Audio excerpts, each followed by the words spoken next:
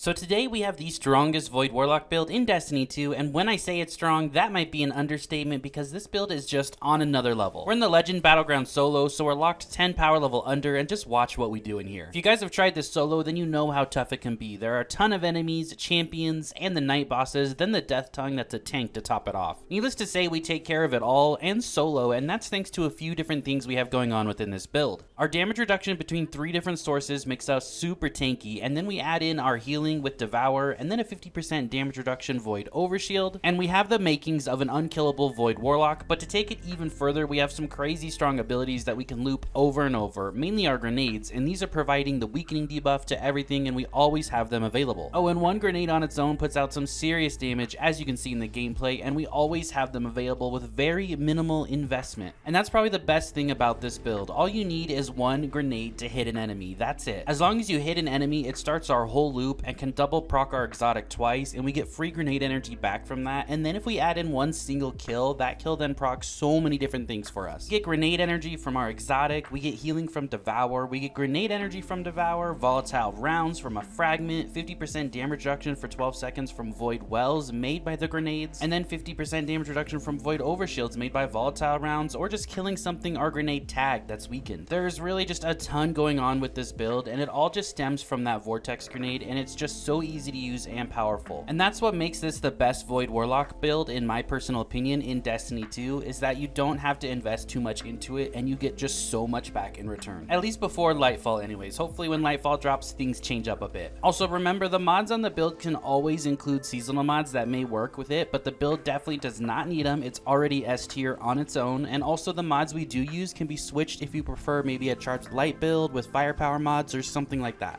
For the grenade, make sure you have on the Vortex grenade. This is the grenade that we're going to build into and take advantage the most, and everything we do is going to revolve around this bad boy. For the aspects, we have Chaos Accelerant. So for the Vortex Grenade, increase the size and linger duration of the Vortex Grenade. This allows us to hold down our grenade, charge it, and throw it, and that's going to increase the size and the linger duration of the grenade. So our second aspect is Feed the Void, and this is defeat a target with a Void ability to activate Devour. We're going to be defeating things with our Vortex Grenades so much that we're always going to have Devour up, and what Devour does is it gives us final blows restore you to full health, so a full health heal, and then it also grants grenade energy and extends Devour. So we should have Devour up most of the time, and then we're going to get grenade energy when we kill things, and we're going to get a full heal when we kill things. Devour overall is just one of the best perks in the entire game, and it's so much fun to use. Now for the fragments, there's 2 fragments you want to definitely have on. First off, we have Echo of Undermining. Your void grenades weaken targets. We do take a negative 20 discipline, but it allows us to apply that weakening debuff to everything, which just allows us to hit things harder.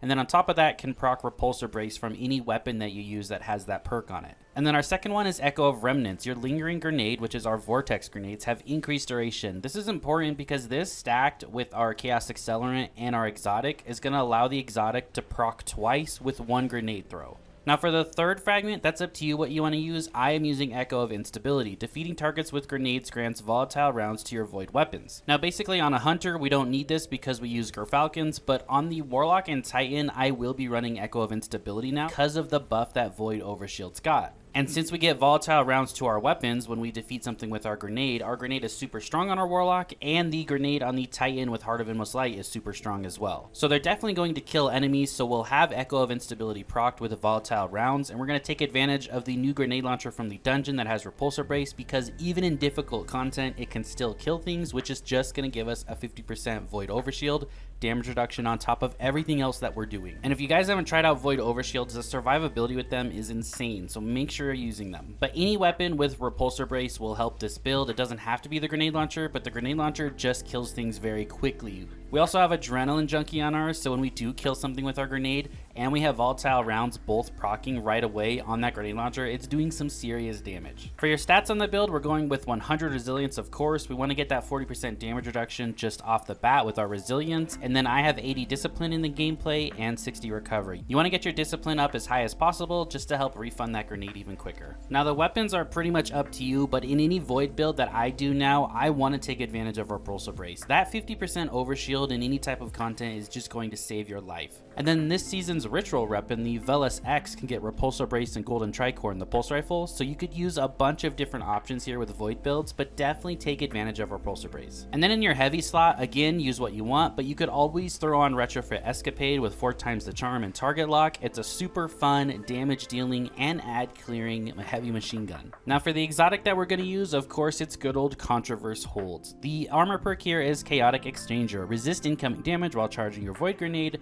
Charged Void Grenades return grenade energy on hit. You get about 35% to 40% of grenade energy when you hit a target, and this can actually proc twice, like I said earlier, because of remnants and the aspect we're running. So if it's one high health target like a champion or a knight boss or something that stays alive long enough, or even like a shielded knight that you see here in the gameplay, Controverse Holds perk will proc twice, so we get a ton of grenade energy back from that. Now for the mods on the build, on your helmet, Ashes to Assets to get that super back really quickly. As you can see, we throw a ton of Nova Bombs in the gameplay. That's a really nice extra perk to this, is that you're going to get a ton of supers because of Ashes to Assets and how strong the grenade is. We're also going to use Elemental Ordnance so we can spawn Void Wells when our grenades kill something. On my gauntlets, I had on Bountiful Wells, so every time we defeat an enemy with that grenade, it's spawning 2 Void Wells that pop up. This could be changed out with something else, but I had Unstoppable Grenade Launcher on for 7 and Anti-Barrier Pulse on for 1, so I only had a slot for 2. So next season this will be changed up a bit because I won't have to have Unstoppable Grenade Launcher on here. On my chest piece, I had Well of Tenacity, so every time we pick up that Void Well, we get another 50% damage reduction on top of everything else. And on our boots, we also had Well of Tenacity, so 2 copies of Well of Tenacity. And then on our class item, we have Elemental Time Dilation to make that last longer. So now we have Devour lasting 10 seconds on a full heal. We have Overshields lasting 10 seconds when we get them. We have our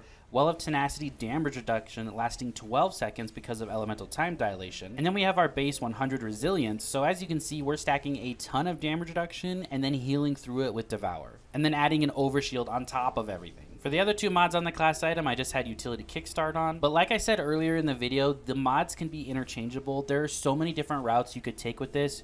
I would throw on Font of Might in one of the Well of Tenacity slots if I was running Retrofit Escapade, just to get that damage boost on my heavy machine gun so I could do all the volatile explosions when dealing damage. I hope you guys enjoyed this video. I hope you found it helpful. If you did, make sure to let me know down in the comments, and I'm thinking about doing the strongest build for each class and subclass in the game. The 12 total builds, right? A Void, a Stasis, an Arc, and a Solar for the Warlock, Titan, and Hunter leading up to Lightfall. That way you guys know what the best build is for each class, in my personal opinion anyways. And maybe tweak it and do whatever you want with the build, but have that ready for Lightfall when it drops for that legendary campaign to get through it on day 1. Thank you so much for watching. I really appreciate it, and I'll see you guys all in the next video. Have a great rest of your day.